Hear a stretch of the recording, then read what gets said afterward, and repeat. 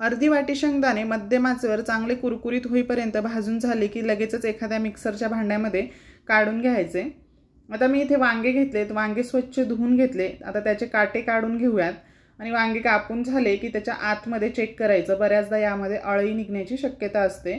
आता वांगे लगेचच पाण्यात घालायचे म्हणजे ते काळे पडणार नाहीत। मस्त झणझणीत अशी भरलेली वांग्याची भाजी बनवतोय। शेंगदाणे थोडेसे कोमट झाले की यात आता लसूण, आलं, काळा मसाला, हळद, धनेपूड, चवीपुरतं मीठ घालायचं आणि आता हे मिक्सरला भरडसर असं वाटून घेऊयात। खूप जास्त बारीक सुद्धा करायचं नाहीये। मिक्सर चालू बंद करत हे बघा अशा पद्धतीने मी इथे हे वाटून घेतले। आता यात अर्धा चमचा तेल घालायचं। तेल टाकून चांगलं मिक्स करून घ्यायचं। तर तयार करून घेतलेला मसाला सर्व वांग्यांमध्ये भरून घ्यायचा आहे। तर 1.5 चमचा मी इथे तेल गरम करून घेतलं, त्यामध्ये मोहरी घालायची, जिरे, हिंग घातलं, 5-6 कढीपत्त्याची पानं घालूयात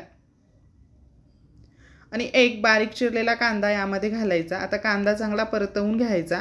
कांदा परतवून झाला की यात थोडंसं अजून काळं तिखट मी यामध्ये घातलं म्हणजे छान तर्रीदार अशी भाजी तयार होते। आता सर्व वांगे मी इथे टाकून घेतले आणि चांगले ते तेलात आणि मसाल्यांमध्ये परतवून घ्यायचे। उरलेला मसाला लगेचच घालायचा नाही, आधी वांगे छान तेलामध्ये परतवून घेतले आणि त्याला एक दणकून वाफ येऊ द्यायची म्हणजे वांगे सुद्धा पटकन शिजतात आणि तेलामध्ये शिजवून घेतल्यामुळे त्याची चव सुद्धा वाढते।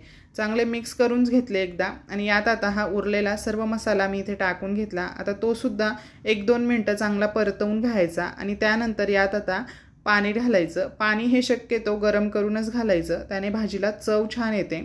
तुमच्या याच्यानुसार तुम्हाला कितपत घट्ट किंवा पातळ भाजी बनवून घ्यायची त्यानुसार पाणी घाला।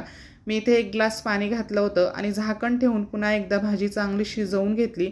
बघू शकता मस्त तर्रीदार झणझणीत अशी भरलेली वांग्याची भाजी आपली इथे बनवून तयार झाली आहे। कोथिंबीर घालायची, मस्तच छानच अशी भरली वांगी इथे बनवून झाली। तुम्ही डब्याला सुद्धा ही भाजी बनवून देऊ शकतात। आता यासोबत खाण्यासाठी मस्तच अशी गरमागरम ज्वारीची भाकरी सुद्धा मी इथे बनवून घेतली आहे।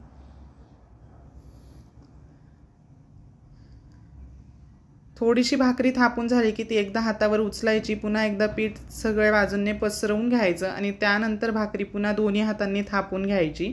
एक हातमध्ये व एक कडेला ठेवून पातळसर अशी भाकरी माझी इथे थापून झाली आहे आणि तव्यावर आता भाजून सुद्धा घेतली। मस्त टम्म अशी फुगलेली ज्वारीची भाकरी आणि मस्त झणझणीत चमचमीत अशी भरली वांगी आपली इथे बनवून तयार झाली आहेत।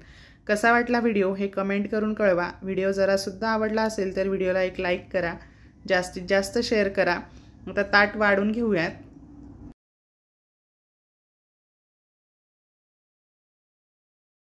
लाईक करा, शेअर करा, फॅमिली रेसिपीजला सबस्क्राईब करा, त्यासोबतचं बेल आयकॉन सुद्धा दाबा म्हणजे अशाच सोप्या रेसिपींचं नोटिफिकेशन सर्वात आधी तुमच्यापर्यंत पोहोचेल।